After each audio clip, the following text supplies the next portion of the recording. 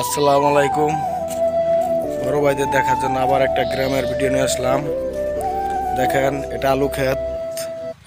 এই যে আলু, এই গাছের নিচে আলু হয়েছে এবং আপনারা দেখেন এই পুরাটাই আলু ক্ষেত এবং তার উপর পাশে ওটা ভুট্টা ক্ষেত।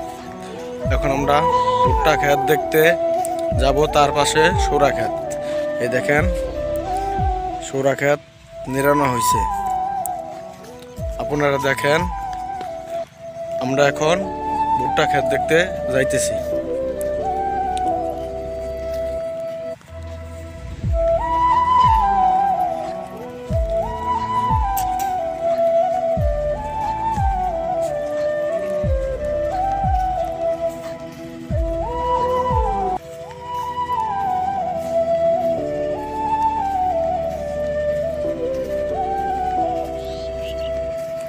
দেখেন, এই যে একটা ঘর দেখা যাইতেছে, এটা একটা আপনার ডিপ মেশিন। এখান থেকে পানি তোলা হয়, পানি দিয়ে এগুলি যাবতীয় ক্ষেত চাষ করা হয়। দেখেন কিরকম হয়েছে।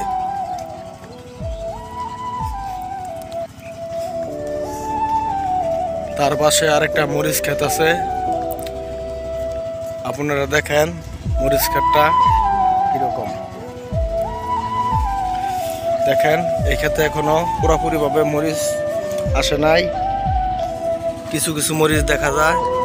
এই যে আপনারা দেখেন ছোট ছোট মরিচ হয়েছে। তার পাশেই এই যে ভুট্টা ক্ষেত, এই যে ফুল আসছে। তারপরে এই যে গাছ দেখেন দেখতে কিরকম।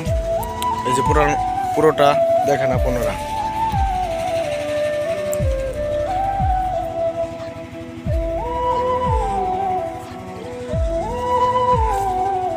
এবং এরপর ভুট্টা হওয়ার এবং ভুট্টা তোলার ভিডিও আপনাদের দিব, আপনারা দেখতে পারবেন। এই দেখেন ভুট্টা ক্ষেত, এই যে ফুল আসছে কিরকম দেখা যায়। তার পাশে সৌরা ক্ষেত, এখন সৌরা তুলতেছে। দেখেন মানুষ সৌরা তুলতেছে।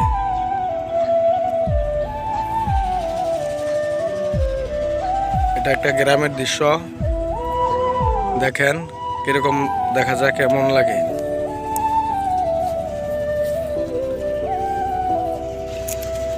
এই যে আপনারা দেখেন, এই যে আমরা ভুট্টা ক্ষেতের ভিতর দিয়ে একটা রাস্তা আছে, দিক দিয়ে আমরা যাইতেছি। তার সাইডে মরিচ ক্ষেত আপনারা দেখেন।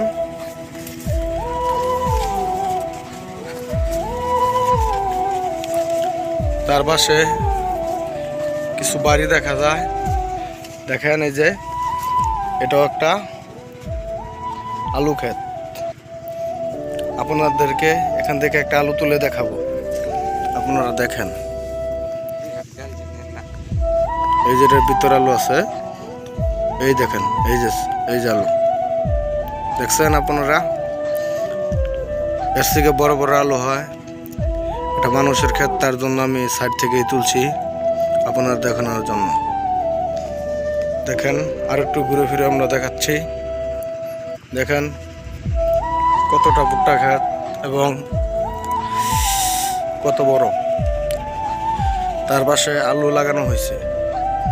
এখন আলু তোলার সময় হয়নি, আরো কিছুদিন পর আলু তোলা হবে।